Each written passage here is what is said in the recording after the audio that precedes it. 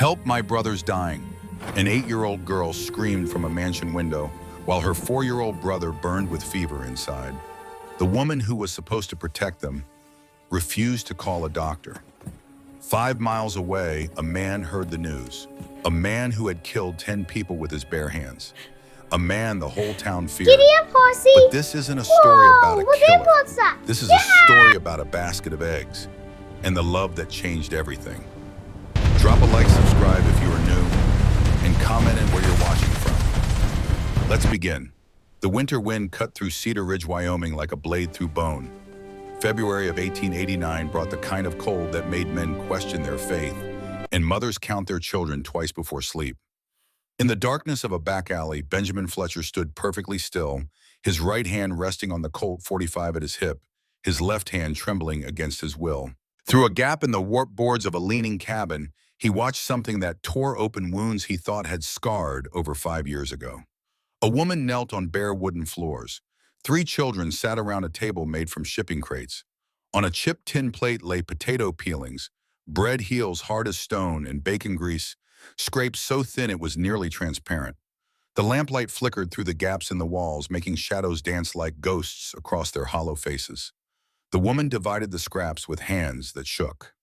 Not from cold, though the cabin held no warmth. Not from fear, though fear lived in every corner of poverty. Her hands shook from hunger, from exhaustion, from the weight of keeping 3 souls alive when her own body was consuming itself to do it. She smiled as she worked, lips curved upward while her eyes remained empty. Ben had seen that smile before, on his mother's face 30 years ago, on dying soldiers who lied about their wounds, on his wife Catherine in the hours before men came and destroyed everything. The oldest child, a girl of perhaps 8 years, touched her mother's sleeve with careful fingers. "Mama, aren't you eating?"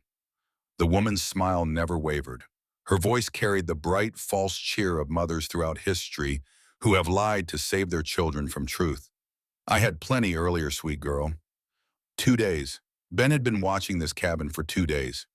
The woman, Emma Harrison, had not eaten in 48 hours. He knew because he had counted every moment she went without the way a man counts bullets before battle or breaths before drowning. The lie hung in the cold air like visible breath. The youngest boy, no more than 4, swung his feet beneath the crate table. His eyes held the terrible optimism of children who do not yet understand that tomorrow might bring nothing. "Can I have butter, Mama? I like butter." Emma Harrison's smile grew wider even as something died behind her eyes. "Not tonight, Noah, but maybe tomorrow." "You always say tomorrow." "Because tomorrow is full of possibilities." She touched his hair with a tenderness that made Ben's chest feel as if someone had wrapped wire around his ribs and pulled tight. He had seen that gesture too. Catherine used to touch their unborn son that way, hand on her swollen belly, promise in every movement that she would protect him, keep him safe, give him a world worth living in. Catherine had kept none of those promises, not because she broke them willingly, because 3 men had come to their ranch while Ben was away buying cattle, because violence cares nothing for promises or mothers or the small lives growing inside them. Ben pulled back from the break in the wall. His breath came white and fast in the frozen air. The horse that waited for him in deeper shadow was a war mount, a gray gelding that had carried him through the Indian Wars, through the Red River Campaign, through days when Ben had been younger and believed killing served a purpose beyond adding weight to a man's soul. His saddlebags hung heavy with supplies: flour, salt, coffee, eggs wrapped in straw, bacon thick as a man's thumb, sugar and milk and cornmeal. Enough food to feed one wealthy bachelor living alone in a house built for a family that would never fill it. More than enough to feed 4 people who were slowly starving in plain sight of a town that looked away. Ben mounted the gray and rode toward his ranch without looking back at the cabin. But the image followed him, the woman dividing garbage into portions, the children eating scraps with the gravity of communion. The smile that was really a scream turned inward. He knew that smile. His mother had worn it the winter they had nothing. When she did laundry for other families until her hands bled and fed him bread while telling him she had already eaten. When a sack of flour appeared on their doorstep one morning with no name attached, just 50 pounds of mercy that kept them alive until spring work came. Ben had never learned who left that flour, but he had learned what it meant, that sometimes kindness required no recognition, That one person's silent act could stand between a family and the grave. That hands could give as well as take. His hands had taken so much. 7 Kiowa warriors in the canyons near Red River. Young men with families of their own, probably, fighting for land that had been theirs before maps and treaties declared otherwise. Ben remembered their faces, would remember them until his own face went into the ground. The way the first one had looked at him was surprise, as if shocked that depth could come from such an ordinary-looking white soldier. Then 3 more. The Jessup brothers. Land grabbers and thieves, but that was not why Ben killed them. He killed them because they had done to Catherine what war had taught him men could do to women.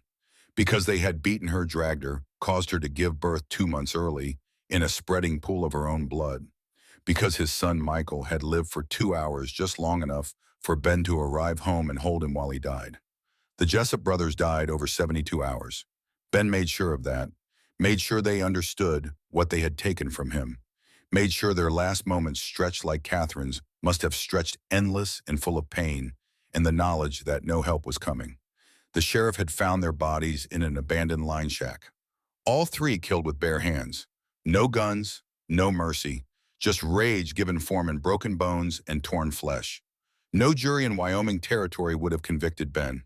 Everyone knew what the Jessup brothers had done, but Ben had convicted himself. 5 years in a courtroom that never closed, where the only judge was memory, and the only sentence was to keep breathing when he did not deserve to.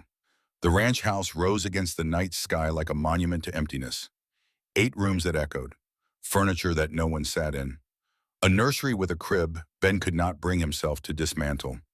Martha Hayes, his housekeeper of 10 years, kept the place clean, with the dedication of someone who understood that routine was sometimes the only thing preventing a man from walking into the barn with a rope. She met him at the door, her weathered face creasing with the concern she never quite managed to hide. "You're late, Mr. Fletcher." I was starting to worry. Ben handed her his coat, careful not to meet her eyes. Martha had a way of seeing through walls he had spent 5 years building. "Got held up in town. I'm not hungry tonight, Agnes." She had asked him 1,000 times to call her Martha. He kept calling her Agnes because distance felt safer than intimacy. Even with a woman who had known him since before Catherine, since before the war, since back when he still believed he might be something other than a weapon with a pulse. "You have to eat something. You've been skin and bones since—" She caught herself, but they both knew how that sentence ended. Since Catherine. Since Michael. Since the day Ben Fletcher stopped being a man and became a haunted house walking on 2 legs. "I said I'm not hungry." The sharpness in his voice made her step back. He regretted it immediately. Martha deserved better than his poison. "Forgive me, I saw something today that shook me." Her expression softened. 10 years meant she knew his moods better than he did. "Want to talk about it?" "No." Then contradicting himself because honesty sometimes ambushed him when he was tired. "The widow Harrison. You know her." Martha's face shifted, recognition and sadness mixing. "Emma Harrison. Her husband Robert died about 18 months back. Lumber accident, I heard terrible business. She keeps to herself mostly.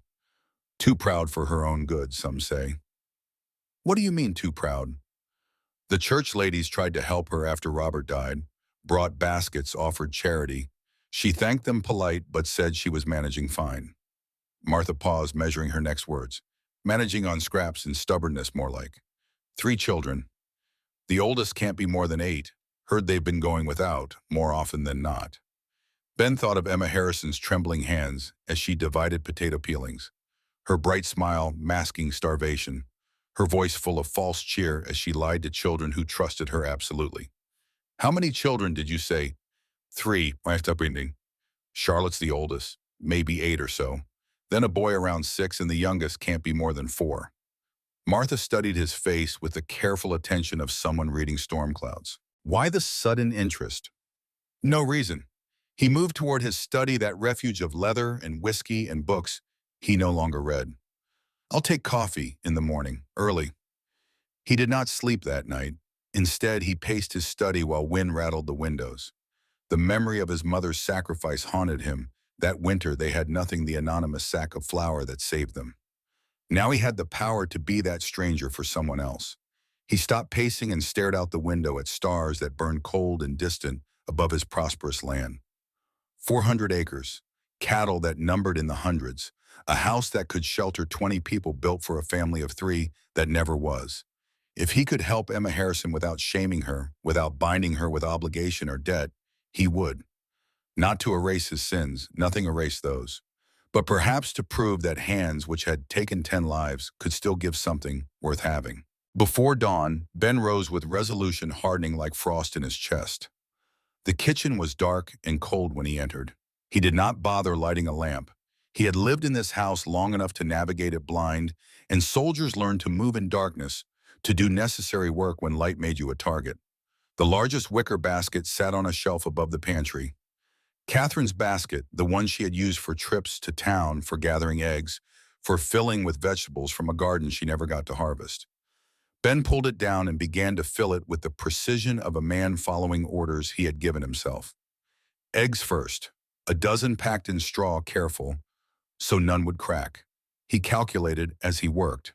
4 people, 3 meals a day, eggs provided protein that growing children needed. A 10-pound sack of flour fresh from Brennan's store. White flour, not the cheap stuff cut with sawdust and chemicals. Bacon wrapped in butcher paper, thick slices from the best stock. 6 potatoes without eyes or soft spots. 2 cans of condensed milk. Dried apples. A small sack of sugar that cost more than it should, but would let those children taste sweetness. And 1 bottle of children's cough medicine. He had heard the youngest boy coughing through the cabin wall. He wrapped everything in clean cloth, tied it with twine, left no note. Nothing to identify the giver or create obligation. Just food. Just mercy in the form of calories and nutrition. The sky was still black when he saddled the gray. Stars faded at the edges as dawn approached somewhere beyond the mountains.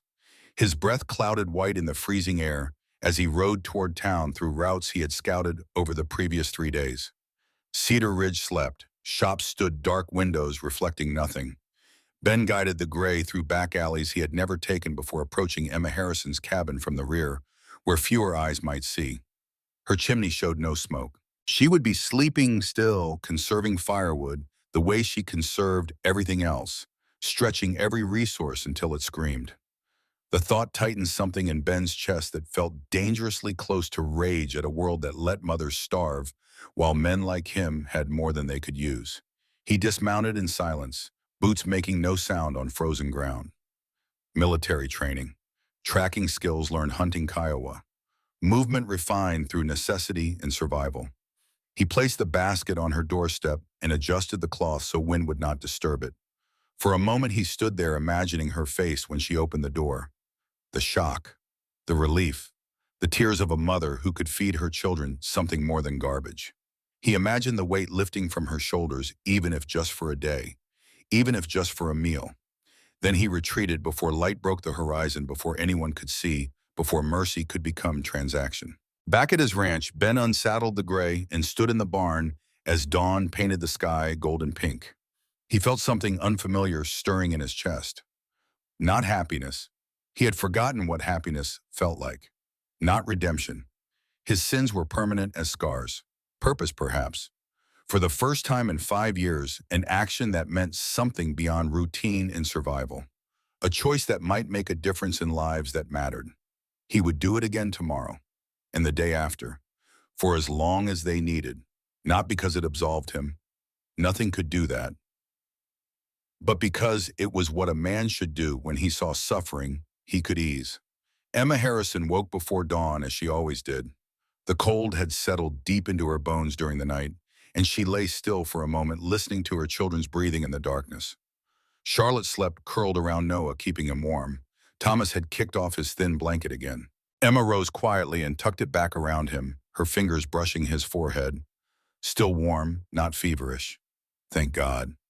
She moved to the small stove and struck a match with numb fingers. The last of the kindling caught, and she fed it carefully, making each piece count. Today she would have to find work, any work. Mrs. Patterson at the boarding house sometimes needed help with laundry. The pay was poor, but poor was better than nothing. Emma opened the door to check the weather and stopped.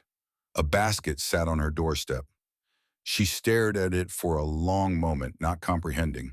Then she knelt, pulled back the cloth with trembling hands. Eggs, a whole dozen packed in straw. Flour, more flour than she had seen in months. Bacon, real bacon thick sliced. Potatoes, milk, sugar. Emma pressed her hand to her mouth as tears spilled down her cheeks before she could stop them. Someone had left this. Someone knew they were starving. Someone cared enough to help. Mama? She turned to find Charlotte in the doorway, rubbing sleep from her eyes. Mama, why are you crying? What's in that basket? Mom gathered herself, wiped her face, smiled through tears that would not stop. Breakfast, sweet girl. We're having real breakfast today. Real breakfast. Thomas appeared behind his sister, hair sticking up in all directions. With eggs. With eggs and bacon. Bacon. Noah came running, nearly tripping over his own feet in excitement. I want bacon, Mama. Can I have bacon? Emma laughed, a sound strange in her own ears. When had she last laughed? When had anything been funny or light or touched with joy instead of weighted with dread? You can all have bacon. Now help me bring this inside before it freezes. As the children carried the precious food indoors, Emma looked out at the empty street, looked for footprints in the thin snow, some sign of who had left this miracle. Nothing. The snow was smooth and undisturbed, as if the basket had materialized from air. She whispered to whoever might be listening, to wrong or stranger, or the cold morning itself. Thank you. Thank you. That first breakfast was the best meal they had eaten in 18 months. Emma fried eggs until the edges went crispy the way Thomas liked them. She made thick slices of bacon that filled the small cabin with a smell so good Noah kept sniffing the air and giggling with pure delight. Charlotte asked for more, and Emma's heart nearly broke with the simple joy of being able to say yes. More. They could have more. Emma ate too for the first time in days. The food sat strange in her shrunken stomach, but she forced herself to finish. She needed strength if she was going to figure out who had left the basket and how to repay them. After breakfast, she scrubbed the basket until it gleamed, folded the cloth with sharp creases, pressing it flat with her hands since she had no iron. Set it on the doorstep, clean and ready to return. The next morning, the basket was gone. In its place sat another one filled with different food. Fresh bread still warm from someone's oven. More eggs, a jar of honey golden as sunlight. Emma fell to her knees in the snow. Who are you? She whispered. Why are you doing this? But no answer came. Only the cold wind and the rising sun and the terrible, beautiful gift of another day where her children would not go hungry. Ben watched from the shadows of the alley, heart pounding in his chest. He had arrived just as Emma opened the door, had seen her face when she found the second basket. The disbelief, the gratitude, the tears. He should leave, should ride away before she spotted him. But he could not move, could not look away from her kneeling in the snow, whispering questions to empty air. She was beautiful. He had not noticed it the first night, too focused on her poverty and the children's hunger. But now, with dawnlight catching her honey-brown hair, with tears tracking down her cheeks, she was the most beautiful thing he had seen in 5 years. The thought hit him like a physical blow. He had not compared anyone to Catherine since she died, had not let himself look at women that way, had not wanted to. But Emma Harrison, kneeling in gratitude over eggs and bread, stirred something he thought had died with his wife. Emma turned her head and Ben pressed himself against the wall, breath coming fast and shallow. What was he doing? This was supposed to be charity, anonymous kindness, not whatever this feeling was creeping through his chest like warmth through frozen ground. He waited until she carried the basket inside. Then he fled. The days fell into a pattern. Ben woke before dawn and filled the basket. Each time he chose the route, carefully learning which alleys were empty, which paths kept him hidden. He became a ghost, appearing and disappearing before anyone could see. The basket always came back clean, scrubbed, and folded, ready for the next delivery. Then one morning, something new appeared. A wildflower tucked into the handle. Purple, impossible in February, Wyoming. She must have searched the creek banks for hours to find something growing against all odds. Ben pressed the flower between the pages of his Bible that night. A fragile gift from a woman he had never properly spoken to. Evidence that she saw him somehow, even through the anonymity, that she wanted to say thank you in the only way she could. The next week he found a note. The paper was rough, torn from an old book. The pencil letters were careful and precise. To my unknown friend, you have saved us. There are no words sufficient for such kindness. May God bless your generous heart, your grateful recipient. Ben read it 3 times, standing in his barn with early light slanting through gaps in the boards. His throat felt tight. He folded the note carefully and slipped it into his coat pocket where it rested against his heart. That evening, he sat at his workbench and carved a small wooden horse, cedar smooth grain that accepted the knife without fighting. He sanded it until the wood shone, imagining small hands holding it, a child's wonder at receiving something made just for him. He tucked it into the next basket nestled among the potatoes. Mama, Mama, look. Noah came running with the wooden horse clutched in his fist, eyes wide as moons. Someone made me a present, a real present. Emma took the horse from his hands and turned it over slowly. The craftsmanship was beautiful, every line smooth, every curve perfect. Someone had spent hours on this, hours of careful work to bring joy to a child they had never met. It's wonderful, sweetheart. Can I keep it? Please, Mama, can I? Of course you can keep it. It's yours. Noah hugged the horse to his chest like it was made of gold instead of wood. I'm going to name him Thunder because he runs fast like thunder. He galloped around the room making horse sounds while Emma stood with the basket in her hands, tears burning her eyes. Who was this person? This stranger who fed them, who carved toys for her children, who asked nothing in return. That night after the children slept, Emma wrote another note. My children speak of you in their prayers now. They call you the angel. You have given us more than food. You have given us hope. I wish I knew how to thank you properly. Please know that you are in my heart always. She tucked it in the basket before dawn, then watched from the window as the first light touched the eastern sky, waiting to see if the angel would come. Nothing. No one appeared, but when she checked at sunrise, the basket was gone, the note with it. Ben read her words by lamplight, alone in his study. You are in my heart always. He should stop. This was becoming something it should not be.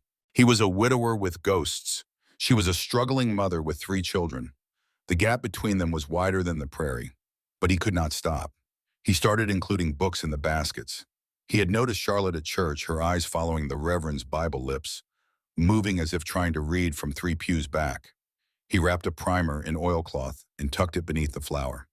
A week later, he added a reader with simple stories. Then a book of poems because every child should know beauty alongside survival. Emma responded with drawings, crude sketches on scraps of paper clearly done by children's hands. A house with smoke curling from the chimney. Flowers in impossible colors. A family of stick figures holding hands. 4 of them.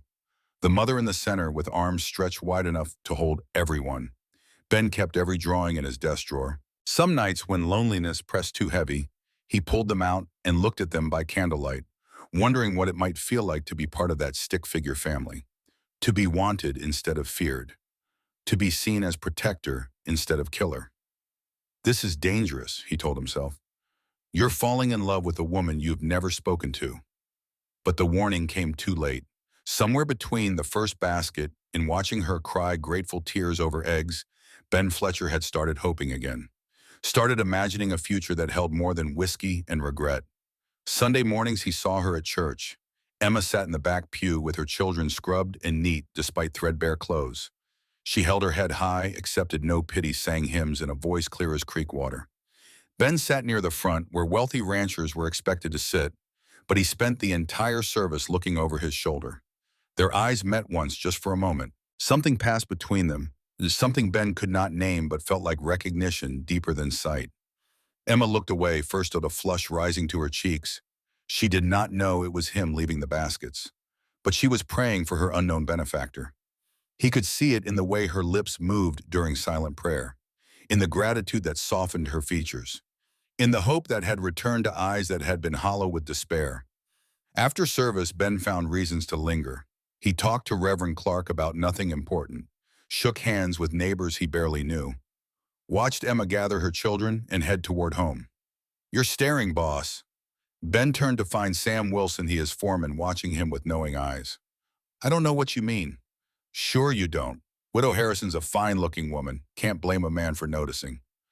I wasn't noticing. Then why have you been buying twice the supplies you need for the past month?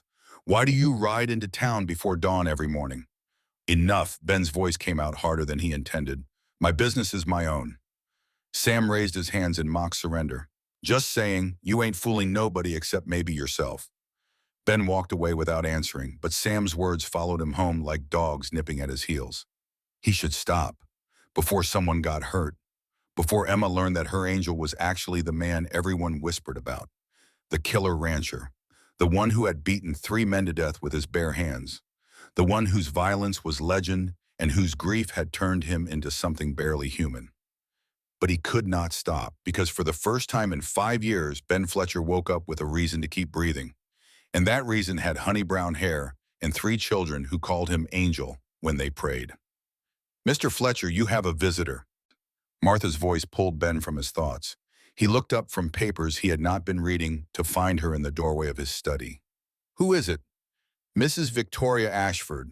She's waiting in the parlor. Ben suppressed a groan. Victoria Ashford was the wife of Ernest Ashford, owner of Cedar Ridge Bank. She was the richest woman for 50 miles, the biggest gossip in the territory, and she had been trying to marry him off to her daughter for 3 years. Tell her I'm busy. I tried. She says she'll wait. Some battles could not be avoided. Ben rose with a sigh that came from his bones. Victoria Ashford sat in his best chair like she owned it, teacup balanced on her knee. She was a handsome woman in her mid-40s, dressed in silk that must have cost a month of most people's wages. Benjamin, so good of you to see me. Mrs. Ashford, what brings you out this way? Can a neighbor pay a social call? She smiled, but her eyes were sharp as broken glass. Though I admit I've heard some concerning rumors. Ben kept his face neutral, a skill learned in war when showing emotion could get you killed. Rumors. About you and that Harrison woman. His blood went cold. How much did the town know? How long had people been watching? I don't know what you mean. People are talking, Benjamin. They say you've been buying strange supplies. Eggs and flour and such. More than one man could ever need. They say you've been leaving things at her door. People say a lot of things. Indeed they do. Victoria set down her teacup with deliberate care. I'm not here to judge. I'm here as a friend. A man of your standing involved with a woman like that could ruin you. A woman like what exactly? Poor, widowed, with 3 children she can barely feed. Victoria leaned forward, voice dropping to false intimacy. I know you have a generous heart, Benjamin. It's one of your finest qualities. But there are proper channels for charity. The church board, the Ladies' Aid Society. You don't need to involve yourself personally. Ben stood at conversation finished as far as he was concerned. I appreciate your concern, Mrs. Ashford, but I believe our visit is concluded. Benjamin, please. Martha will see you out. Victoria's face reddened, but she rose with dignity that came from a lifetime of getting her way through polite manipulation. At the door, she paused, delivering her parting shot with the precision of a trained duelist. Think about what I said. Your reputation is everything in a small town. Don't throw it away on sentiment. After she left, Ben stood at the window for a long time watching her carriage disappear down the road. Victoria was right about one thing. People were starting to notice. Soon the whispers would become open talk. Questions would be asked. Assumptions would be made. He should stop. End the baskets. Let the church board take over with their forms and questions and committees that move slower than winter ice. But he thought of Emma's face when she found his gifts, of Noah clutching thunder like it was precious as gold, of Charlotte's eyes lighting up when she opened a new book, of the note in his pocket. You are in my heart always. To hell with rumors, to hell with reputation, to hell with a town that watched families starve and did nothing until someone broke their unwritten rules about proper charity. Ben had lost everything once, his wife, his son, his belief in a world that made sense. He had nothing left to lose except this small, fragile hope that he might still be capable of doing good. And he was not ready to surrender that. Not yet. Maybe not ever. One morning in the 4th week, Ben arrived earlier than usual. The sky was still more black than gray stars fading reluctantly as dawn approached somewhere beyond sight. He placed the basket on Emma's doorstep and arranged the cloth just so, making sure wind would not disturb the carefully packed contents. Then the door rattled. His heart jumped into his throat. He grabbed the basket, pulled it back, dove behind his wagon, just as the door opened and Emma stepped onto the threshold. She wore a nightgown and shawl, barefoot despite the cold. Her hair fell loose around her shoulders. She looked left, then right, squinting into the darkness as if she could will her unknown benefactor into visibility through sheer determination. Ben held his breath, pressed himself against the wagon wheel, felt ridiculous and exposed and terrified in equal measure. This close, he could see the dark circles under her eyes, the way her collarbones stood out too sharp, the trembling in her hands that might have been cold or hunger, or the weight of carrying everything alone.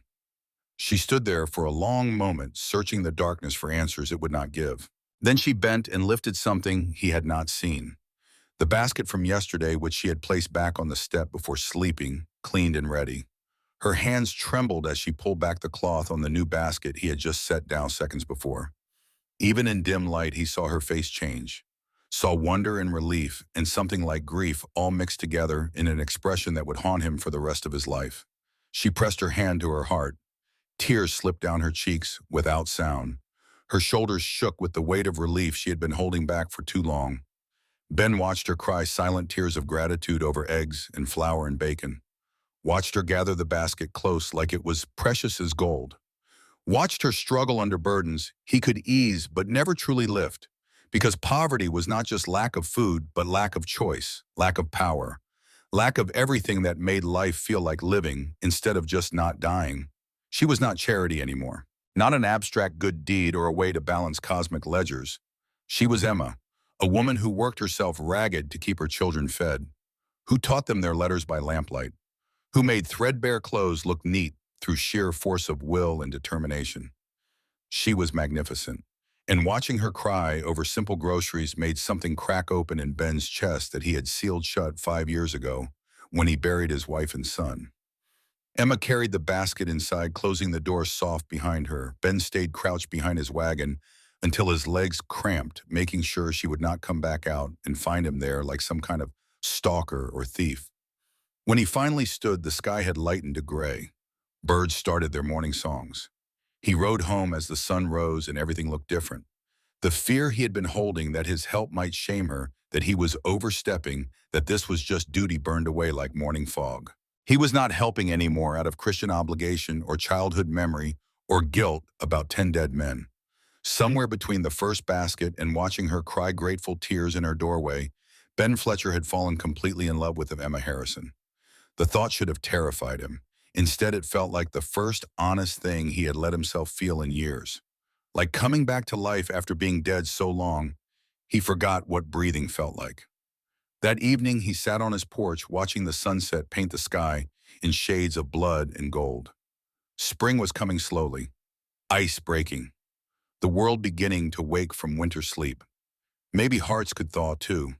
Maybe a lonely rancher and a struggling widow could find warmth in each other. Maybe love grew best in the spaces between giving and receiving, in the silent language of baskets left and gratitude returned. Ben pulled out Emma's note and read it again by fading light. May God bless your generous heart. He hoped God would forgive him for wanting more than blessing. He wanted her voice, her laughter, her hand in his. He wanted those children running through his empty halls, filling rooms with noise and life. He wanted to build the family he had never let himself imagine, with a woman who had taught him that true wealth had nothing to do with land or cattle or money in banks. But wanting and having were different countries separated by chasms of fear and propriety, and the simple fact that Emma did not know who he was, did not know that her angel was actually the killer rancher everyone whispered about, the man who had buried 3 people with his bare hands, the man whose violence was legend and whose past was soaked in blood. When she learned the truth, would she still want him?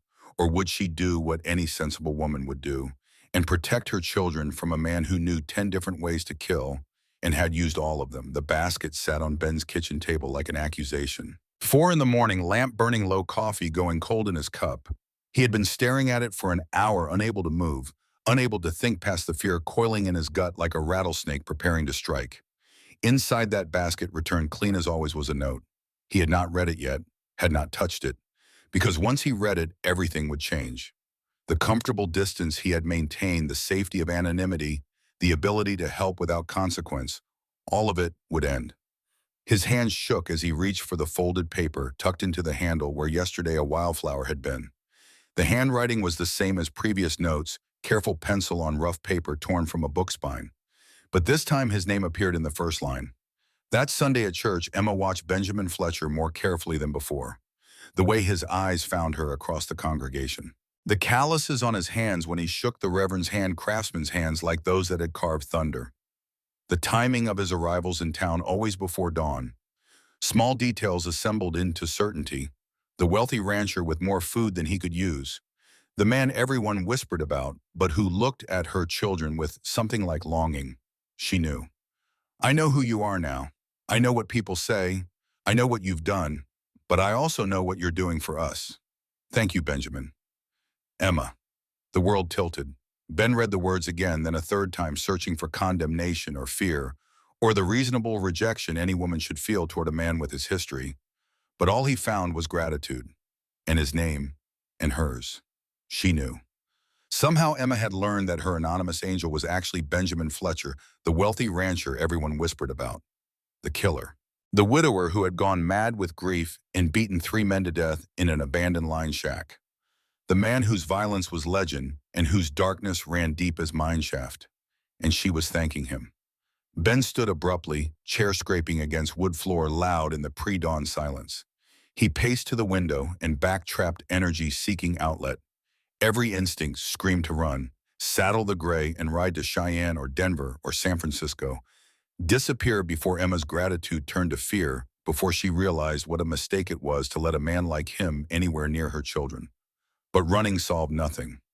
He had learned that in war. You could run from Kiowa warriors or cavalry charges or your own cowardice, but eventually the thing you fled caught up. Better to face it standing than crouched in some ditch waiting for inevitability. Martha found him still pacing when she arrived to start breakfast. Lord have mercy, Ben. You look like you've seen a ghost. Maybe I have. He handed her the note without explanation.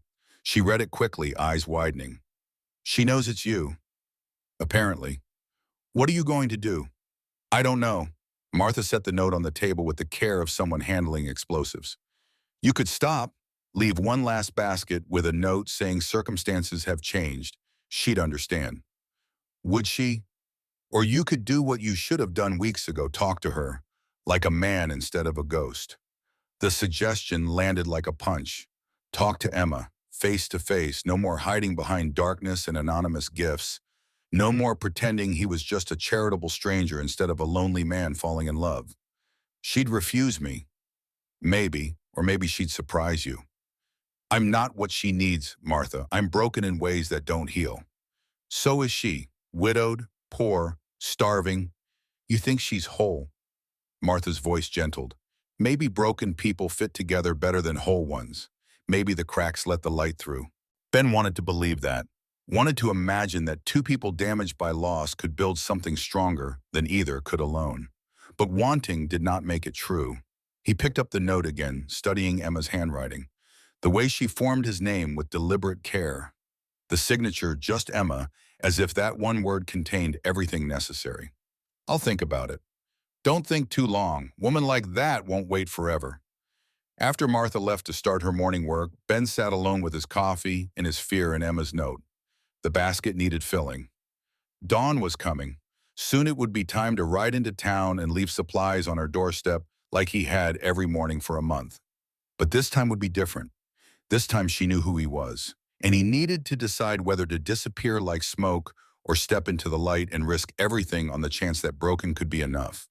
He began packing the basket with hands that moved automatic from routine. Eggs, flour, bacon. The same supplies that had sustained her family through February's worst cold. But this time he added something new, a note of his own. Emma, I understand if you want me to stop. If knowing who I am changes things, I will disappear if that's what you need. But if you're willing, I'd like to talk. Properly. Tomorrow morning, 6 o'clock. If you're outside when I arrive, I'll know you're willing to meet. If not, I'll leave the basket and never return. The choice is yours. Ben. He tied the note to the basket handle and rode toward town through darkness that felt thicker than usual. Heavier with possibility and dread in equal measure. The delivery went as it always did. Silent approach. Basket placed with care. Quick retreat before dawn. But this time felt different. This time he was not just leaving food. He was extending an invitation that could change everything or end it completely. Emma found the basket at sunrise and read Ben's note with hands that would not stop shaking. He wanted to meet, face to face. No more hiding, no more pretending. Tomorrow at 6 in the morning. Be outside if she agreed. Stay inside if she refused. A simple choice that felt anything but simple. Charlotte appeared in the doorway, hair mussed from sleep. "Mama, did the angel come again?" "Yes, sweet girl. He came." "What did he bring?" Emma looked at the basket full of food, then at the note in her hand. A question. All day she wrestled with her answer. Part of her wanted to stay inside tomorrow, to keep the comfortable distance of anonymous charity. It was safer not knowing, safer not facing the man everyone called killer. But another part, the part that had survived Robert's death and 18 months of poverty, wanted to meet him.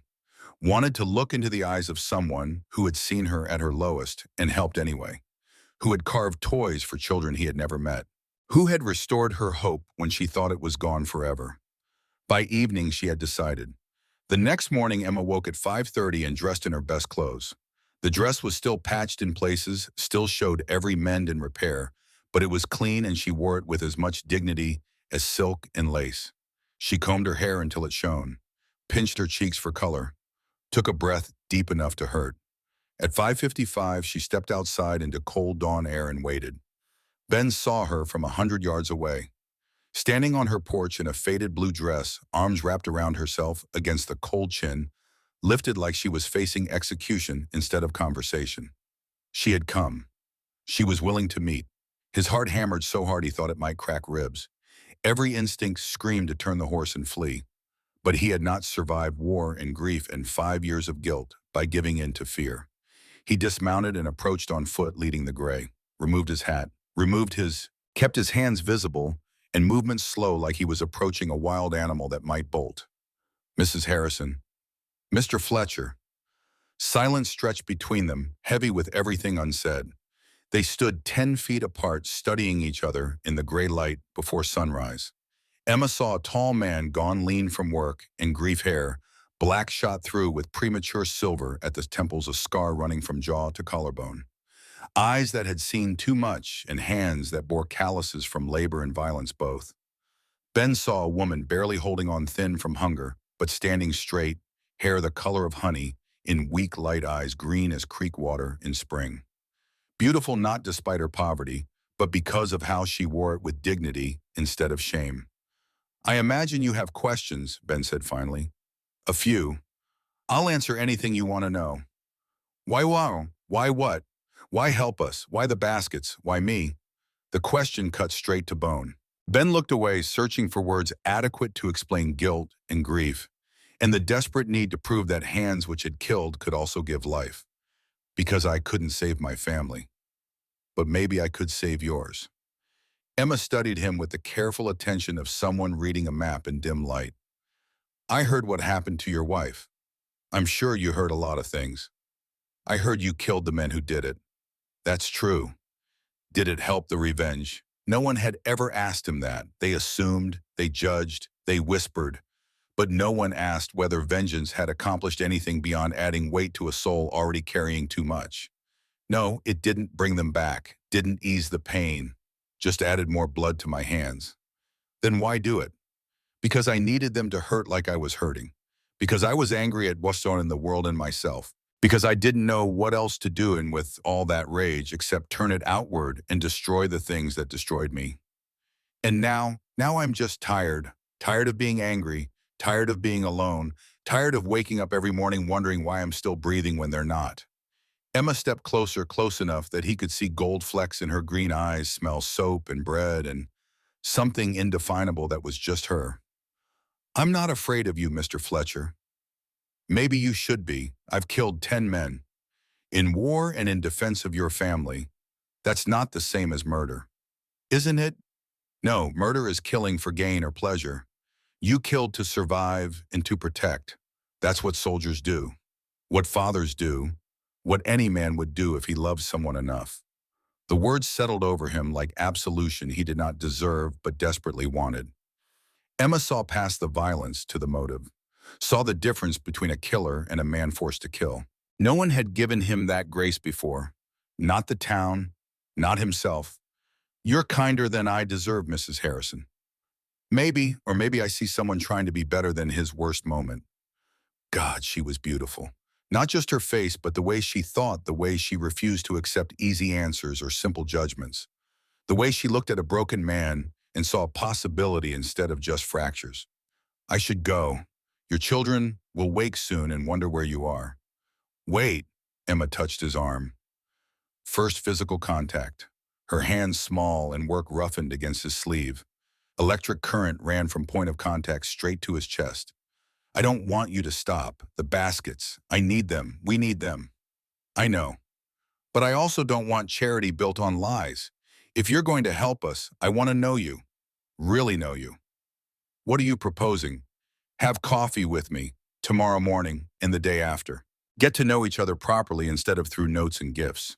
And then we'll see where it leads. No promises, no obligations, just two people talking." Ben's heart raced. She was offering him something precious. Not just coffee, but the chance to be known, to be seen as more than the sum of his sins. "I'd like that, Emma." Her name felt strange in his mouth, intimate, like crossing a threshold he could not uncross. "Good, tomorrow at 6. I'll be here." She smiled, then a real smile that reached her eyes and made her whole face transform from merely pretty to genuinely beautiful. "I'll have coffee ready." Ben rode home in a daze, barely seeing the landscape around him. Emma had not rejected him, had not feared him, had offered friendship, maybe more, despite knowing everything the town whispered. For the first time in 5 years, the future held something besides routine and regret. It held possibility. It held hope. It held a woman who might see past his darkness to whatever light remained. While Ben rode toward his ranch with hope kindling in his chest, other forces were moving in Cedar Ridge. Forces that would test whether that hope could survive the world's determination to crush anything fragile. In the elegant parlor of the Ashford mansion, Victoria sat with her husband, Ernest, bank president, and one of the wealthiest men in Wyoming territory. "The Fletcher situation is escalating," Victoria said, pouring tea with hands steady from practice. Ernest barely looked up from his newspaper. "Let it, not our concern." "It should be. If Benjamin Fletcher marries that Harrison woman, there are implications." Now she had his attention. Ernest set down the paper and looked at his wife with the sharp focus he usually reserved for loan applications and business deals. "What kind of implications?" "His land." Ernest leaned back in his chair, a slow smile spreading across his face. He had built his fortune on understanding leverage and opportunity, on seeing angles others missed. "Explain." "Fletcher has no heir, no family. If he dies, who inherits the ranch?" "No one. It reverts to the territory, then goes to auction." "Exactly. But if he marries and adopts those children, they inherit everything. 400 acres of prime grazing land that we've been trying to acquire for years. And once he has legal heirs, we lose our chance." Victoria nodded, satisfied that her husband was finally paying attention. "Unless we prevent the marriage, or better, use it against him." "How?" "We question his fitness, his violence, his past.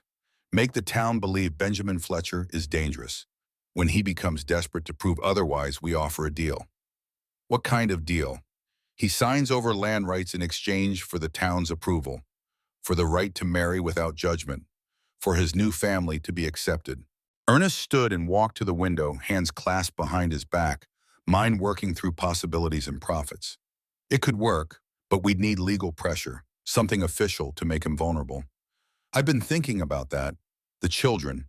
If we question whether they're safe with him, whether this rushed courtship is really about protecting them or using them, we could force a custody evaluation. And who would oversee such an evaluation?" Victoria's smile turned cold. "Judge Bartlett owes you several favors, doesn't he?" Ernest turned, matching his wife's smile with one equally predatory. "Several large favors, yes." They understood each other perfectly.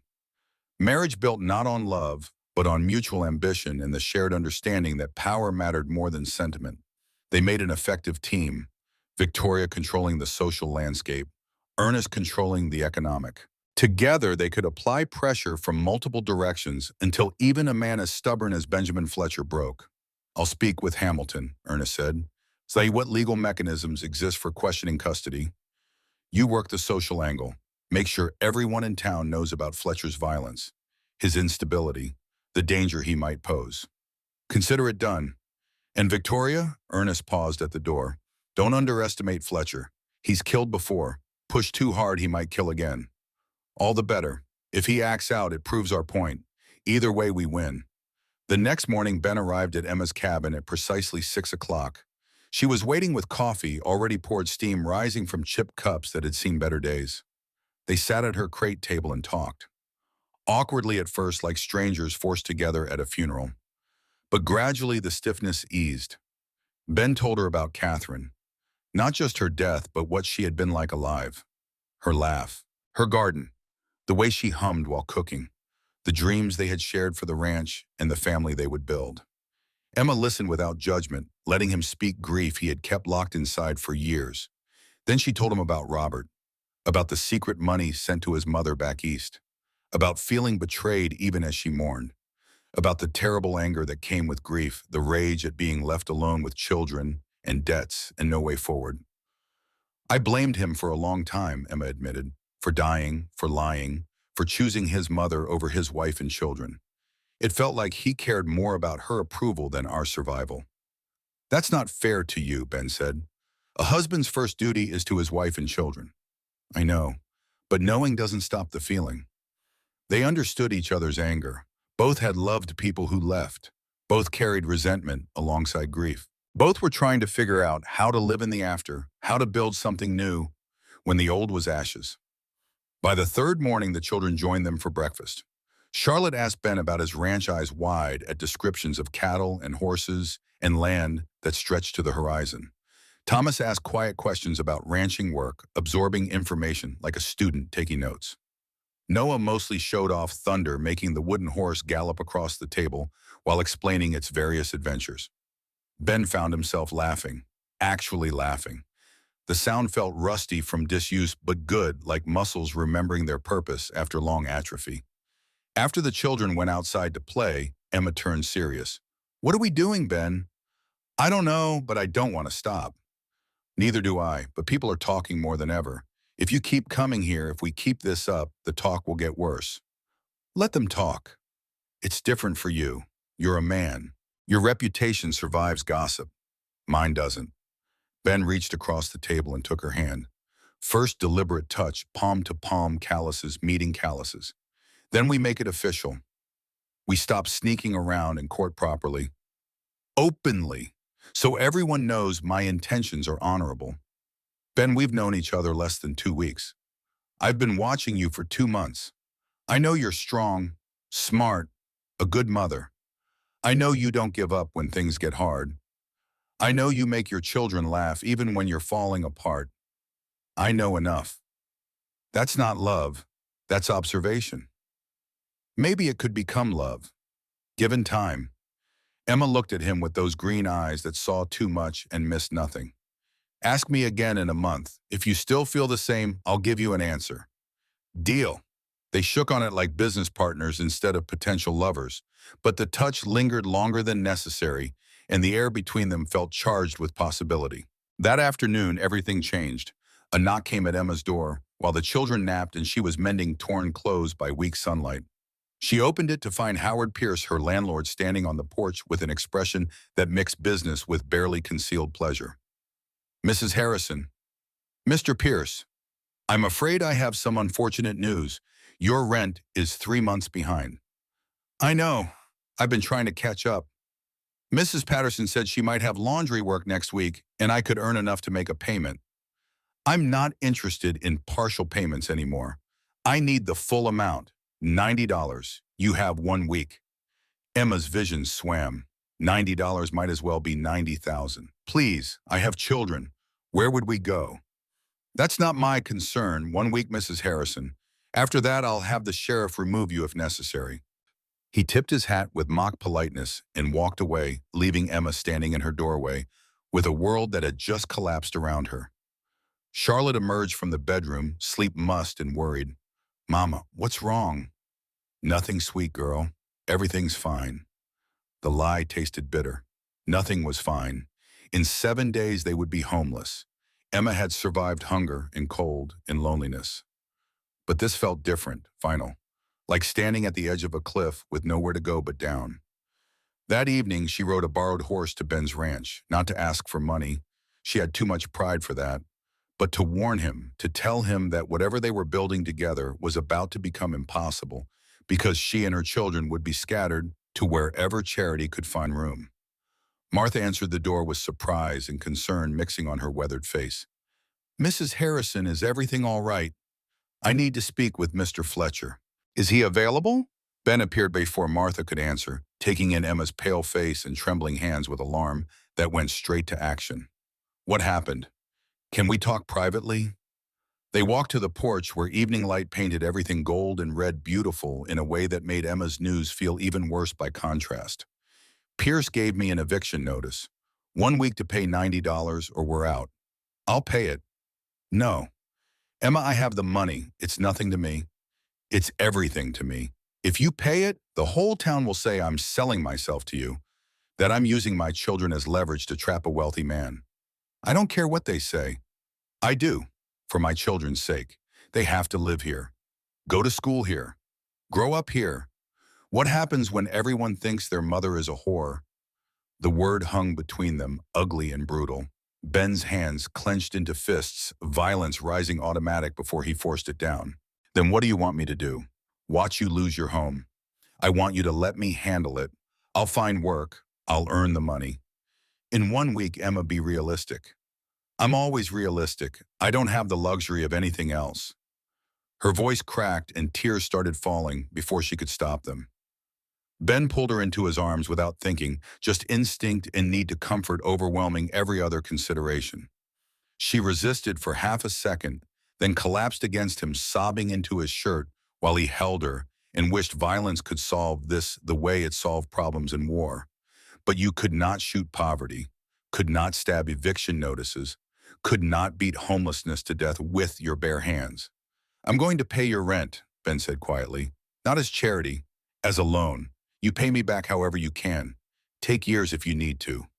"I can't." "You can and you will. I'm not letting you and those children end up on the street. Not when I can prevent it." Emma pulled back enough to look at him through tear-blurred eyes. "Why do you care so much, Obi?" "Because you make me want to be better than I am. Because watching you fight for your children reminds me what's worth fighting for. Because I can't save Catherine and Michael, but maybe I can save you. I don't need saving, Ben. I need a partner." "Then be my partner. Let me help you. And when you're stable, help me back. Help me remember how to live instead of just surviving. Help me be something other than a killer with a guilty conscience." She touched his face rough palm against rougher stubble, and something passed between them that felt like understanding deeper than words. "Okay, pay the rent, but I will pay you back, every cent, even if it takes years. I'll hold you to that." They stood close in the fading light, foreheads nearly touching, breathing the same air until Martha's discreet cough from the doorway reminded them they were not alone in the world even when it felt that way. The next morning, Ben rode to Pierce's office with cash and cold fury in equal measure. Pierce counted the money with a smirk that made Ben's hands itch for his throat. $90. Generous of you, Fletcher. "It's a loan to Mrs. Harrison. She'll pay me back." "Of course she will. Everyone knows you're just helping." The sarcasm dripped like poison. Ben's hand shot out faster than Pierce could react, grabbing the man's collar and dragging him half across the desk. "Listen carefully. You will speak about Mrs. Harrison with respect. You will not spread rumors or innuendo. You will treat her like the lady she is. Do you understand?" Pierce paled, suddenly remembering that the man choking him had killed 3 people with these same hands. "I understand." "Good." Ben released him and dropped the money on the desk, then walked out before violence could escalate beyond threats. But Pierce sat there rubbing his throat with eyes full of calculation and hate. Men like Fletcher thought money and muscle solved everything. They never considered that information could be a weapon sharper than any blade. Within an hour, Pierce sent word to Ernest Ashford. The message was simple. Fletcher paid the widow's rent, threatened violence when questioned, acting unstable, dangerous. Everything Ashford needed to proceed with the next phase of his plan. 2 days later, official documents arrived at Ben's ranch, legal papers bearing the territorial seal and Judge Hamilton Bartlett's signature. Ben read them twice, each word landing like a body blow. Catherine's parents, who he had not spoken to since her funeral, were claiming the ranch as part of her estate, claiming that Ben had no right to remarry or adopt children while property ownership was disputed, claiming his violent tendencies made him unfit to manage Catherine's legacy. Court date in 3 weeks. If he lost everything, gone. The ranch, his livelihood, his ability to offer Emma and her children anything resembling security. He rode to Emma's cabin with the papers in hand and face carved from stone. She read them carefully, intelligence sharpening her features as she processed the legal language and its implications. This is Ernest Ashford's work. Catherine's parents filed it. At Ashford's direction, he's using them, probably promised them money to challenge you. Ben looked at her with something like awe. She saw through the legal facade to the manipulation beneath faster than he had. How do you know? Because powerful men always use others as weapons. Robert's mother did the same thing. Claimed he owed her money. Took everything after he died, using debts I never knew existed. She set the papers down with careful control, but her hands shook. What will you do? Fight. I'm not losing the ranch. I can't. It's just land, Ben. No, it's what I built for Catherine and Michael. It's all I have left of them. If I lose it, I have nothing to offer you and the children.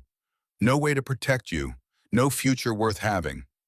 Emma stood and cupped his face in both hands, making him look at her instead of the papers threatening his world. I don't need a ranch. I need you. If you lose everything, we'll figure it out together. We'll build something new. You'd still marry me even if I'm poor. I was already poor when I started falling in love with you. What's one more poor person? Ben stopped breathing. Time stopped. The world reduced to Emma's green eyes and the words that had just changed everything. You love me. She blushed, realizing what she had confessed. Maybe, a little. Is that allowed? He kissed her then, deep and desperate and full of 5 years of loneliness, finally finding harbor. She kissed him back with equal intensity, fingers tangling in his hair, body pressed against his like she was drowning, and he was air. When they broke apart, both breathing hard, Ben rested his forehead against hers. Marry me. Now, today, before the court case. Before anything else can go wrong. Ben, we agreed to wait a month. I know, but if this case goes badly, if I lose everything, I want you as my wife first. I want the children legally mine. I want us to be a family, even if we end up with nothing but each other. Emma searched his face and found only sincerity and need and love, still learning how to name itself. Okay. Yes, I'll marry you. Today, if Reverend Clark will do it. Ben actually laughed, pulling her close and spinning her once like they were dancing instead of standing in a rundown cabin planning a hasty wedding. When you've waited 5 years for happiness, you don't waste time. That afternoon, they stood before Reverend Clark in the small Cedar Ridge church. No flowers, no fancy dress, just Ben in his Sunday suit and Emma in her best patched dress with 3 confused but happy children as witnesses. Martha cried. Sam Wilson grinned. Reverend Clark smiled with genuine warmth as he pronounced words that made them husband and wife under law and God both. Ben kissed Emma like she was breath itself. Charlotte clapped. Thomas smiled shy and uncertain. Noah shouted with joy that echoed off the rafters. They were a family. Official, legal, real. Whatever came next, they would face it together. But what came next arrived faster than any of them expected. The church door opened, and Judge Hamilton Bartlett walked in with Sheriff Davis and 2 deputies. The joy drained from the room like water from a broken cup. Mr. Fletcher, Mrs. Fletcher, Judge nodded with false courtesy. Congratulations on your marriage. Thank you, Judge. I'm afraid I have some unfortunate business.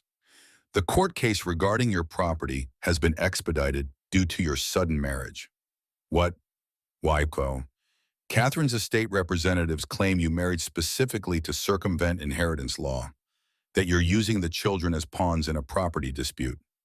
That's absurd. Perhaps, but I'm required to investigate.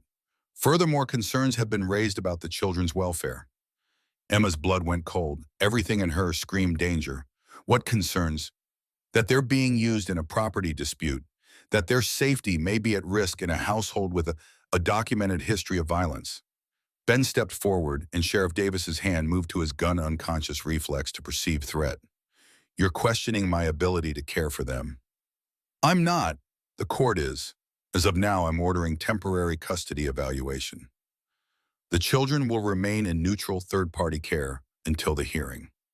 Emma's world tilted and fell. No, you can't take them. I can and must, for their protection. Protection from what? From having enough food, from being loved. From finally having a father who cares about them. From this, Judge gestured to Ben, from a man with a violent history, from a rushed marriage that may be motivated by greed rather than their welfare. Ben's fist clenched. Every muscle in his body coiled for violence. 5 years of control, 5 years of forcing himself to be civilized, all of it hovering on a razor edge. Emma sensed it and touched his arm, voice urgent and low. Ben, don't give them what they want. Don't prove their point. Sheriff Davis spoke carefully, hand still near his gun. The children will be placed temporarily with Victoria Ashford, a respectable household during the evaluation period. Victoria Ashford, the woman who had started all this with her gossip and manipulation. Now she would have Emma's children in her care and her control as leverage and punishment both. Ben understood immediately. This was Ernest's plan. Use Victoria for social pressure. Use the judge for legal pressure. Box them in from every side until they had no choice but to surrender. How long? Emma's voice came out broken. Until the hearing, 2 weeks maximum. 2 weeks, 14 days, 336 hours that her children would be in the care of a woman who despised them and everything they represented. Deputies approached the children, who had been watching with growing fear. Charlotte backed away, grabbing her brothers. Mama, Emma knelt, tears streaming, pulling all 3 children into her arms. Listen to me, all of you. This is temporary. Papa Ben and I will get you back.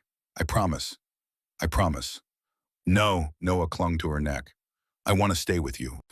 Thomas was silent, but his eyes were wide with the kind of fear that came from understanding more than a 6-year-old should. Ben knelt too, voice steady, despite the rage and grief tearing him apart inside. You're my children now. Legally. Forever. No one can change that. Be brave. Take care of each other. We will come for you. The deputies gently but firmly separated the children from their parents. Charlotte cried silently. Thomas held Noah, who was screaming now, high-pitched wails of betrayal and confusion. Emma collapsed as they were led away, sobs tearing from her throat in sounds that barely resembled human.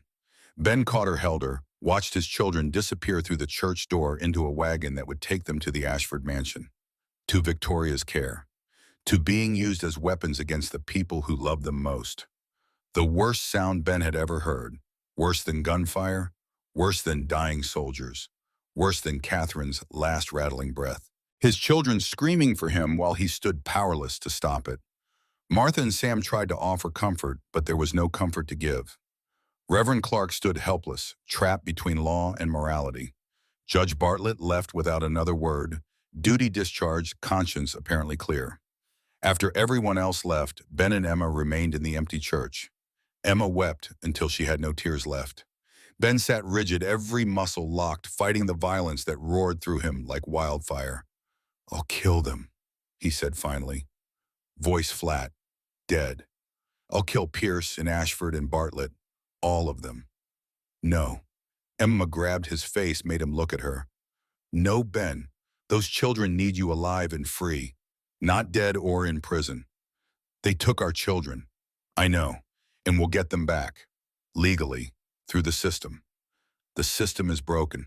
The system serves men like Ashford. Maybe, but if you kill them, you prove every terrible thing they've said about you. You prove you're the monster in their story. Martha spoke from the doorway where she had been waiting, giving them privacy. She's right, Ben. Violence will only make this worse. You have to be smart. Strategic. Fight them in court, not in the street. Ben wanted to argue, wanted to saddle his horse and ride to the Ashford mansion with gun in hand, wanted to take his children back by force and damn the consequences. But Emma's hands on his face kept him anchored. Her eyes kept him human. Her faith that he could be better than his worst impulses kept him from becoming the thing everyone feared. Okay, he said, voice rough. We do it legal. We fight them in court. But if they hurt one hair on those children's heads, then all bets are off. Emma nodded, understanding and accepting. Some lines once crossed erased all rules. Some threats required absolute response. They left the church as the sun set, married less than 2 hours, and already tested in ways that would break most couples. But they walked hand in hand, united in purpose. Get their children back. Destroy the people who had taken them. Build a life worth living on the ashes of everything that tried to stop them. War had been declared. Not with guns, but with lawyers and judges and legal manipulation. And Ben Fletcher, veteran of the Indian Wars and survivor of grief that should have killed him, was going to show Cedar Ridge what happened when you threatened his family. He had killed for revenge before. This time he would win for love, and nothing would stop him. The Ashford mansion sat on the hill overlooking Cedar Ridge like a monument to wealth and power.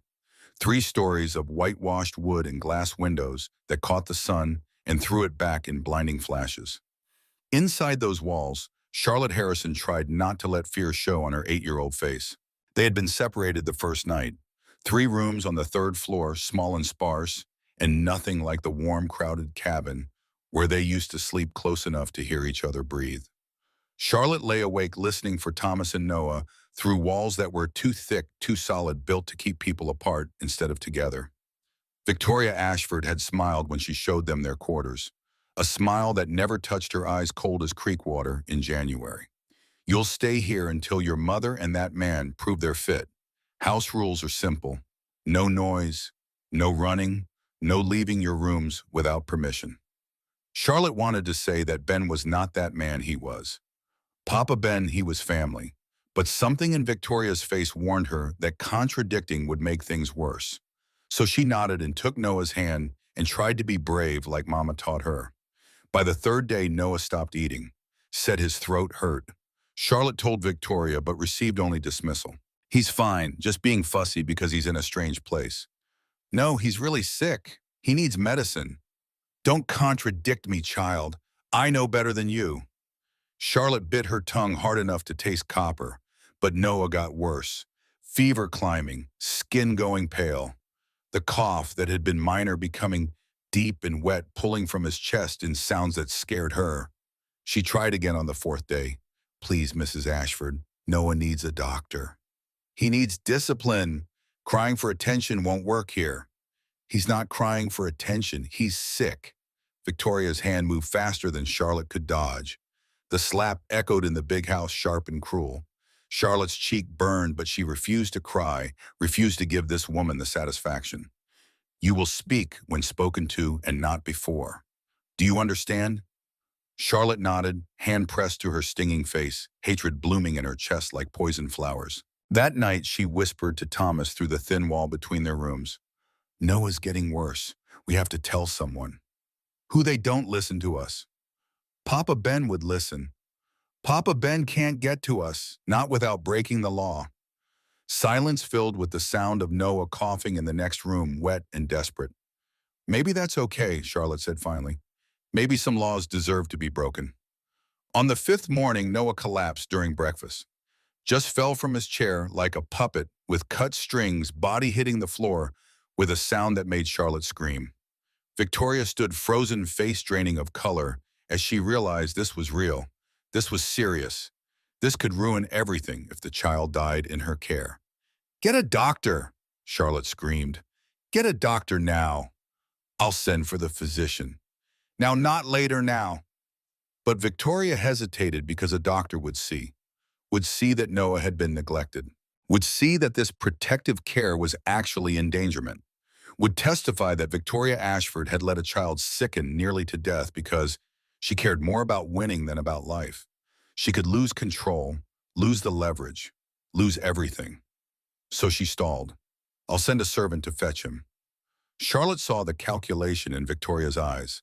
saw the moment when concern for reputation outweighed concern for a 4-year-old boy burning with fever. Something snapped inside her. She ran to the window and threw it open, cold air rushing in. Before Victoria could stop her, Charlotte leaned out and screamed into the street with every ounce of air in her lungs. "Help, my brother's dying. Someone get Papa Ben. Help us," her voice carried across the morning quiet of Cedar Ridge. Heads turned, windows opened. People stopped in the street and looked up at the Ashford mansion where a child was screaming for help. Victoria grabbed Charlotte and yanked her back from the window, but it was too late. The damage was done. The secret was out. 5 miles away at the Fletcher Ranch, Sam Wilson heard the story from a neighbor who had been in town. He saddled his horse and rode harder than he had since the war arriving at the ranch, with news that made Ben's blood turn to ice. "Boss, the boy Noah, he's sick, bad sick. Someone heard Charlotte screaming from the Ashford house." Ben did not wait, did not think, did not consider consequences or laws or anything, except that his son was dying and needed him. He grabbed his rifle from pure instinct, then caught himself and put it back. Violence would not help here, but his hands would. Emia appeared in the doorway, face pale but set with determination that matched his own. "I'm coming with you." "Emma, if this goes wrong, they could arrest me." "Then they arrest us both. Those are our children. We go together." No time to argue. They rode together through the cold morning toward Cedar Ridge, toward the mansion on the hill, toward whatever waited there. The Ashford mansion door was solid oak built to impress and intimidate. Ben hit it with his shoulder and it exploded inward, lock tearing from wood hinges, screaming. Victoria stood in the foyer and screamed herself high-pitched and useless. Ben crossed the marble floor in 3 strides and grabbed her by the shoulders, lifting her until her feet barely touched ground. "Where is my son?" "Upstairs, but you can't just break in here. This is trespassing. I'll have you arrested." "Where?" His voice dropped to something quiet and terrible. The voice of a man who had killed before and would kill again if pressed far enough. Victoria saw her death in his eyes and stopped fighting. "Third door on the left." Ben released her and took the stairs 4 at a time. Emma followed close while Victoria collapsed against the wall, all her power and control stripped away by raw fear. The room was small and cold, and Noah lay on the bed unconscious. Fever flushed his small face red. His breathing came shallow and fast, chest hitching with effort. Charlotte and Thomas knelt beside him, Charlotte pressing a damp cloth to his forehead with hands that shook. "Papa Ben!" Charlotte threw herself at him, and he caught her, held her tight while his heart tried to break free of his chest. "I knew you'd come. I told them you had come for us." Ben set her down gently and moved to the bed, touched Noah's forehead and felt heat that should not exist in living flesh. Listened to breathing that rattled wet in small lungs. "How long has he been like this?" "Since this morning, but he's been sick for days." She wouldn't get a doctor. Rage flooded through Ben, so pure and hot, it felt clean. Victoria Ashford had let his son suffer because she cared more about appearances than life. Had let Noah sicken toward death because admitting she was wrong mattered more than a child's survival. Emma appeared in the doorway with a medical bag she had found somewhere in the house. She moved to Noah with the competence of someone who had nursed sick children before checking his breathing, his pulse, his color. "Pneumonia, early stage but dangerous. He needs medicine and rest." "Can we move him?" "We have to. He'll die if he stays here." Ben wrapped Noah in blankets and lifted him like he weighed nothing. The boy barely stirred, lost in fever dreams that made him mutter and twist. "I've got you, son. Papa's got you." Thomas grabbed Thunder from the bedside table and Charlotte gathered what few belongings they had been allowed. They moved toward the door as a family, together the way they should have been all along. But Howard Pierce waited at the bottom of the stairs with 2 men Ben recognized as enforcers who worked for Ernest Ashford. All 3 held weapons. Pierce smiled, and it was not a friendly expression. "Put the boy down, Fletcher." "Get out of my way." "Can't do that. Judge's orders. Kids stay here." "My son is dying." "Then we'll get him a doctor after you leave." Ben looked at Pierce and saw a man who cared nothing for life or justice or anything except money and power. Saw someone who would let Noah die just to prove a point, just to maintain control. He turned to Emma and spoke quiet enough that only she could hear. "We Noah to the wagon. All of you." Go. Ben, they have guns. I know, but they won't use them. Not with witnesses watching from the street. Now go. Eamon understood, took Noah from his arms, gathered Charlotte and Thomas, moved toward the door while Ben descended the stairs slow and deliberate. Pierce raised his pistol. I'm warning you, Fletcher. And you're drawing onto me in front of half the town. That's your play. Through the broken front door, Ben could see neighbors gathering in the street, could see faces in windows, could see witnesses that made murder harder to justify. You're trespassing, kidnapping. I'm authorized to stop you.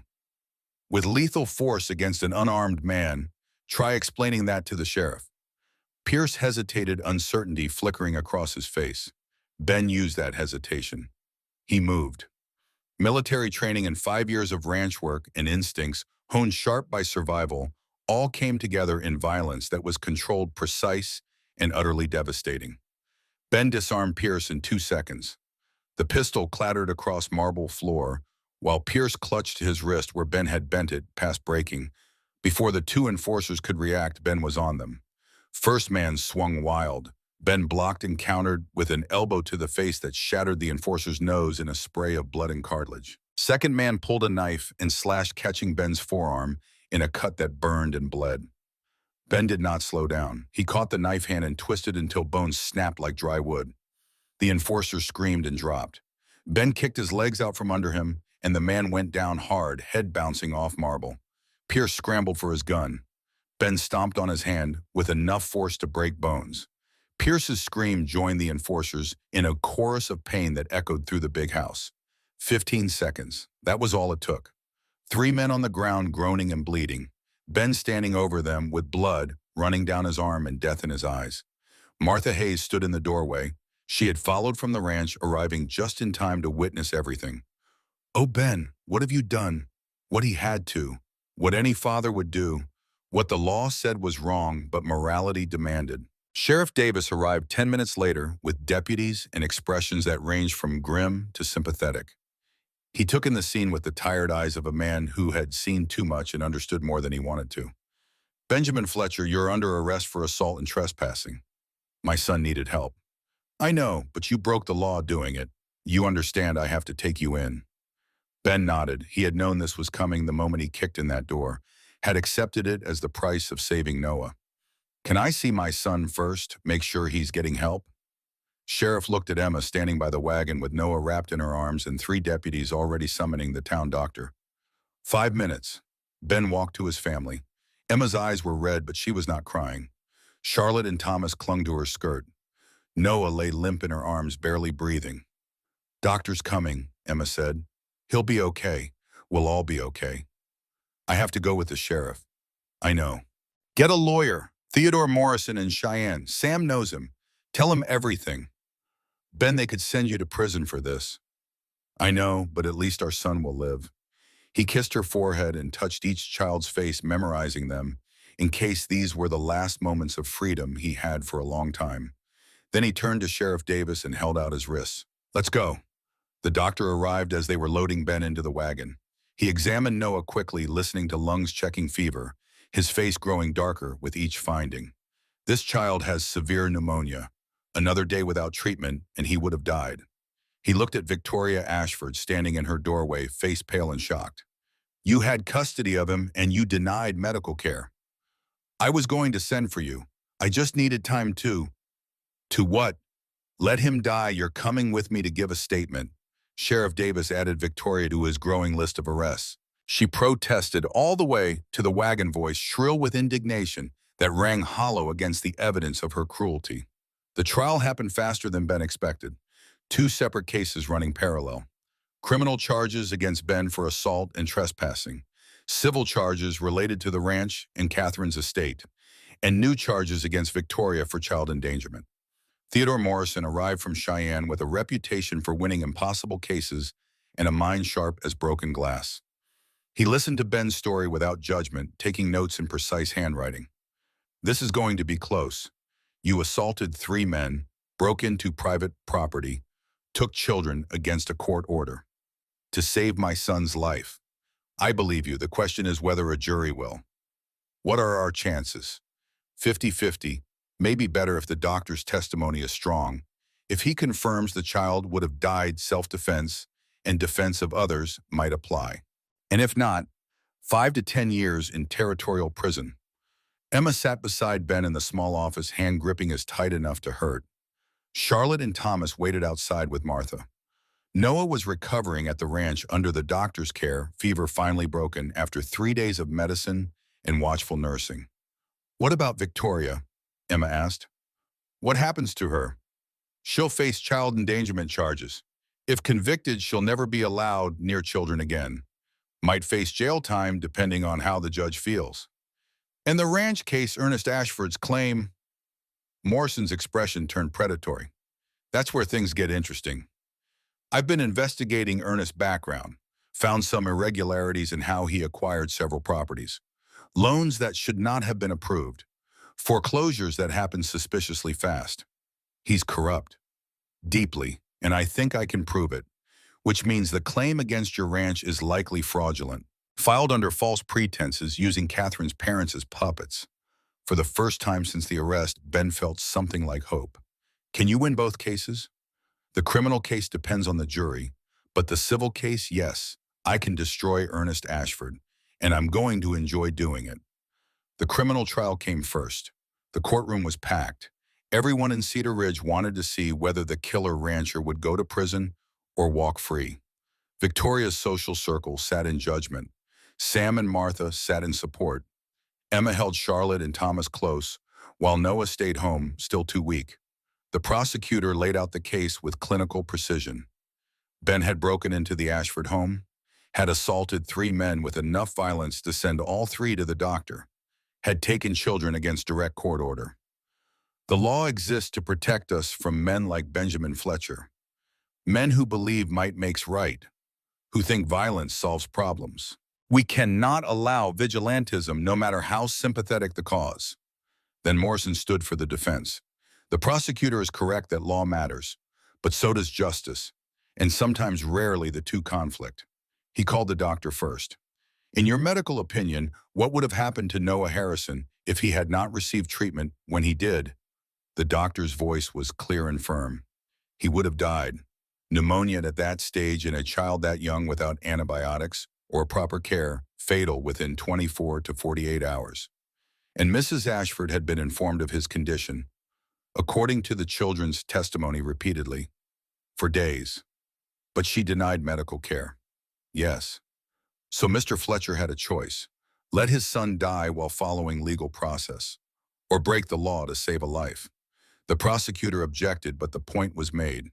The jury heard it, saw the choice not as lawlessness, but as impossible decision between legal compliance and moral imperative. Charlotte testified next.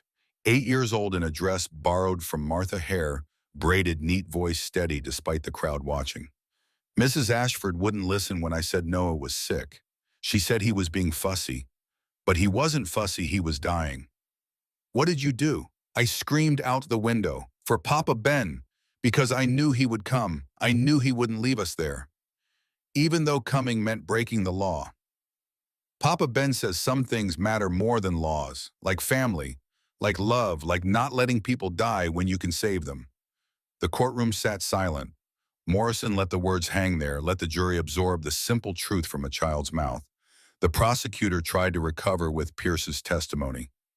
But Pierce made a poor witness. His hatred for Ben was obvious.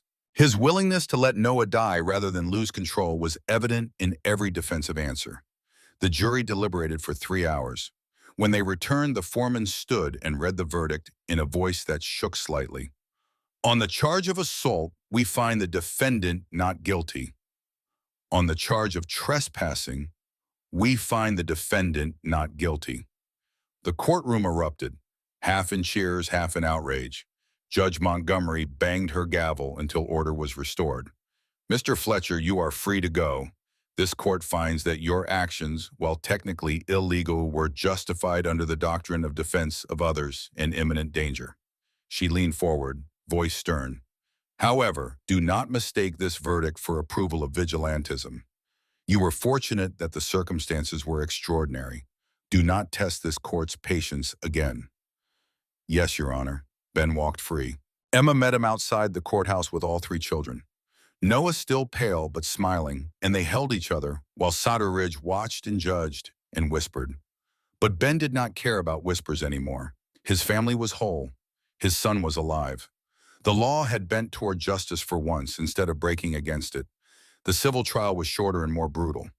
Morrison presented evidence of Ernest Ashford's fraudulent lending practices. Letters proving he had manipulated Catherine's elderly parents into filing the claim. Documents showing he planned to acquire the Fletcher Ranch through legal theft. Catherine's parents sat shocked as Morrison revealed how Ernest had used them.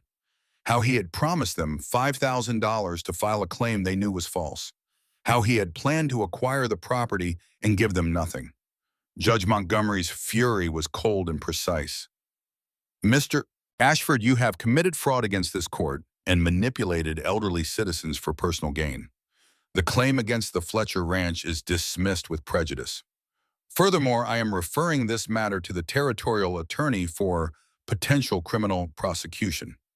Ernest stood with all his power and wealth and influence evaporating around him like morning fog. Within a week, he would be disbarred. Within a month, investigated. Within a year, his bank would collapse and he would lose everything. But that victory, sweet as it was, came with a case that no one saw coming. During the chaos of the trials, while everyone's attention was focused on courtrooms and testimonies and legal battles, Howard Pierce made one final play. He broke into the Fletcher Ranch while it sat empty. Everyone was at the trial. Sam was testifying. Martha was supporting Emma. The house stood unguarded. Pierce knew about the documents Morrison had gathered. Evidence of Ernest's fraud. Proof that would destroy the Ashford empire completely. If he could destroy that evidence, maybe Ernest would pay him. Maybe there was still profit to be extracted from this disaster. Martha came home early. She had felt uneasy, some instinct warning that something was wrong. She found Pierce in Ben's study rifling through papers, destroying everything Morrison needed. "Get out," she said, voice steady despite the fear. Pierce turned with a knife in his hand. "Can't do that, old woman. I have work to finish." "Those documents are evidence in a legal case. Destroying them is a crime. Add it to the list." He advanced on her. Martha backed toward the safe where the most important papers were locked. Pierce saw the movement and understood. "Open it." "No. On it or I'll make you." Martha had lived 70 years, had survived poverty and loss and every hardship the frontier could throw at a woman alone. She had raised Ben from broken widower to functioning human, had loved him like the son she never had. She was not going to let this piece of garbage destroy everything Ben had built. "You'll have to kill me first." Pierce smiled. "That can be arranged." He stabbed her 3 times. Chest, abdomen, deep wounds that bled fast and fatal. Martha fell hand reaching for the alarm bell Ben had installed for emergencies. She pulled it once before dying. The sound carried across the ranch loud enough that Sam heard it from a mile away where he was riding back from town. He found Pierce still in the study covered in Martha's blood trying to open the safe. Sam did not waste words, just pulled Pierce from the house, beat him unconscious, and waited for the sheriff. While Martha bled out on the floor, Ben's mother had scrubbed clean for 10 years. By the time the doctor arrived, Martha Hayes was gone. Ben learned about it at the courthouse.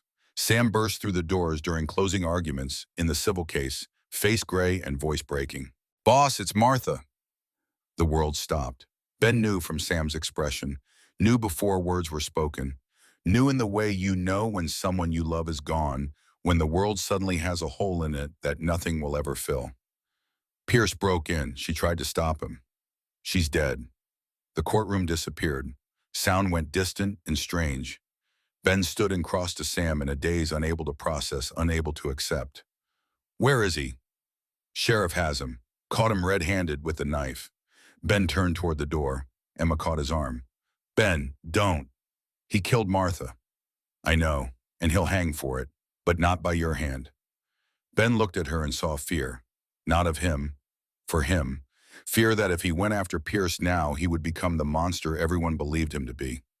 Would throw away everything they had won for revenge that would not bring Martha back. "I need to see her." "Okay, we'll go together." They went to the ranch house where Martha lay covered by a sheet in the room she had kept clean for a decade. Ben knelt beside her and pulled back the cover to see her face one last time. She looked peaceful, like she was sleeping. like she might wake up any moment and scold him for tracking mud on her clean floors, or missing meals, or drinking too much whiskey. But she would not wake up, would never scold him again, would never sit on the porch drinking coffee while they watched the sunrise, would never tell him stories about his mother, or give him advice he did not want but desperately needed. Gone. Because Ben's war with the Ashfords had spilled blood that should never have been shed. Emma knelt beside him and took his hand. "This is not your fault. I brought this to her door. My fight, my enemies. She died because of me. She died protecting you, protecting your family. She chose that, Ben. Chose to stand between you and harm. Don't dishonor that choice by taking the blame." But the blame felt heavy regardless. Another name on the list of people Ben had failed to protect. Another grave he would visit with guilt as his only offering. Pierce's trial for murder was swift and certain. Sheriff Davis testified, defining him with the knife. The doctor confirmed the wounds matched the weapon. There was no question of guilt, only of sentence. The jury took less than an hour. Guilty of first-degree murder, sentenced death by hanging, 2 weeks until execution. Before he died, Pierce sent a message to Ben, a confession implicating Ernest Ashford as the one who ordered the break-in, who paid Pierce $500 to destroy evidence by whatever means necessary. Ernest was arrested again, tried as accessory to murder, convicted, sentenced to 20 years hard labor in territorial prison. Victoria received 5 years for child endangerment and conspiracy. Judge Bartlett, facing his own investigation for corruption, resigned and left Wyoming Territory in disgrace.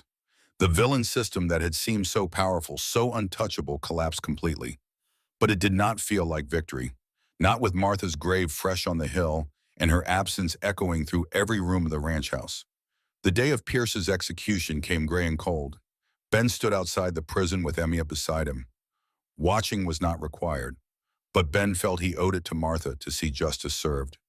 Sheriff Davis approached with an offer that made Ben's blood run hot and cold at once. "You can pull the lever if you want. Victim's family right." Ben looked at the gallows, at the noose, at Howard Pierce standing on the platform with hands bound and face pale. 5 years ago, he would have done it without hesitation. Would have pulled that lever and felt satisfaction watching a murderer fall. Would have called it justice and slept easy. But Emma's hand was in his, and Martha's voice echoed in memory. "Violence begets violence, Ben. You can't build a future on revenge." "What would Martha want?" Emma asked quietly. Ben closed his eyes and remembered. Martha teaching Charlotte to bake bread. Martha telling stories to Thomas. Martha letting Noah help her in the garden. Martha who believed in second chances and redemption and the possibility of change. She would want mercy. "I can't give him mercy. He killed her. But I can refuse to participate in his death." To Sheriff Davis, "No, I won't pull the lever. Let the state do its job. I'm done killing." Emma squeezed his hand, pride and relief mixing in her expression. They watched the execution together. Watched Pierce fall and twitch and go still. Watched justice served by the law instead of by revenge. Then they turned away and walked back to their wagon, back to their life, back to building something that honored Martha's memory more than vengeance ever could. 6 months later, the Fletcher Ranch had changed in subtle ways that spoke of healing rather than forgetting. Emma's garden grew where Martha's had been, different plants, but same care. Charlotte's books lined the shelves Martha used to dust. Thomas worked the cattle with Sam, learning skills that would make him a rancher someday. Noah played with Thunder and a new puppy that followed him everywhere. And Emma stood on the porch, 8 months pregnant, hand on her swollen belly, watching sunset paint the Wyoming sky in shades of gold and blood. Ben came up behind her and wrapped arms around her and their unborn child both. "How are you feeling?" "Tired, heavy, ready to meet this little one." "What should we name her?" "Still think it's a girl." "I know it's a girl." Ben smiled against her hair. Then Martha Grace, after 2 strong women who deserved better. Emma's eyes filled with tears. "And if it's a boy, Robert Michael." After 2 good men who never got the chance to grow old. "That's perfect." Sam rode up with news expression carefully neutral. "Boss thought you should know. Ernest Ashford died in prison last week. Infection from a wound that went bad." Ben felt nothing. No satisfaction, no grief, just empty acknowledgement of a life ended. Okay, that's it, just okay. What else is there? He's dead. Martha's dead. Revenge doesn't bring anyone back. I'm done keeping score. Sam nodded slowly. You've changed. Had to, for them.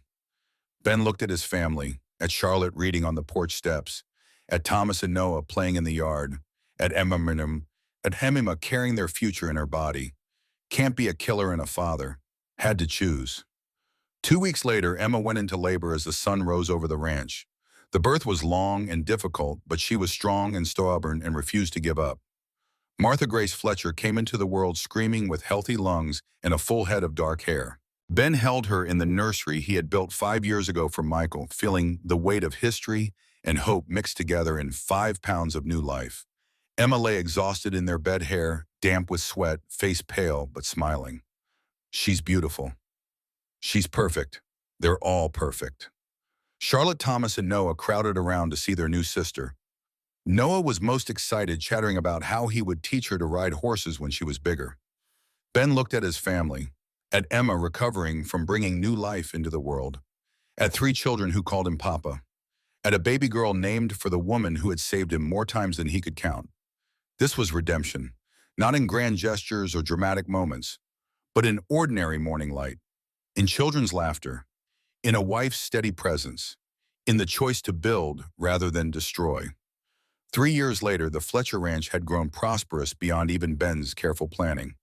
The cattle herd was strong. The land was productive. The house that had once echoed with emptiness now rang with the chaos of children growing. Charlotte was 11, teaching Thomas and Noah their advanced lessons with patience their teachers envied. Thomas was 9, already showing the steady competence of a natural rancher.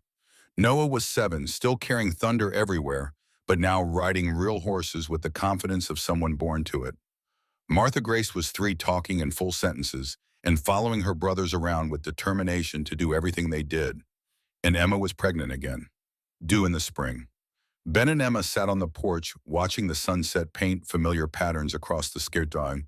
The children played in the yard, their voices carrying on evening air that smelled of grass and dust and home.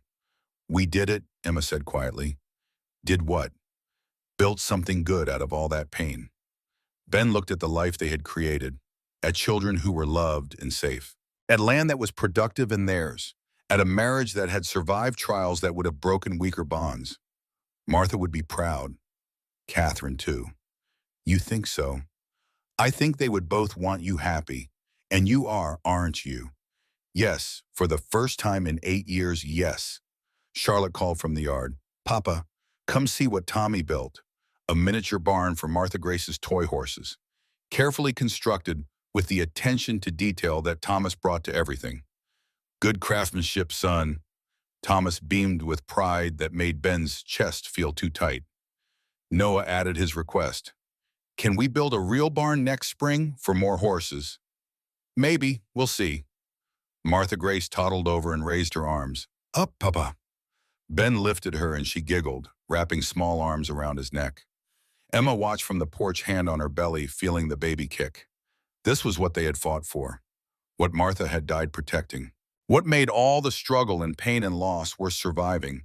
Not the land, not the money, not revenge or justice or vindication. Family, love, home, the simple miracle of people choosing each other every day and building something that mattered. As the sun set and the children came inside for dinner, Ben stood alone for a moment on the porch, looking at his land, at the lamplit windows of his home, at the life he had built from ashes. He spoke aloud to the woman who was not there to hear, but maybe heard anyway.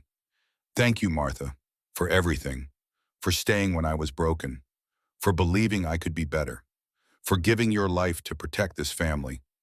I'll make sure they know your name. I'll make sure they understand what you did. The wind carried his words away across the prairie, and maybe it was imagination, but Ben thought he felt something warm and gentle brush past him like a hand on his shoulder. Then he went inside to his family, to the noise and chaos and love that filled rooms built for ghosts, to the future that honored the past without being imprisoned by it.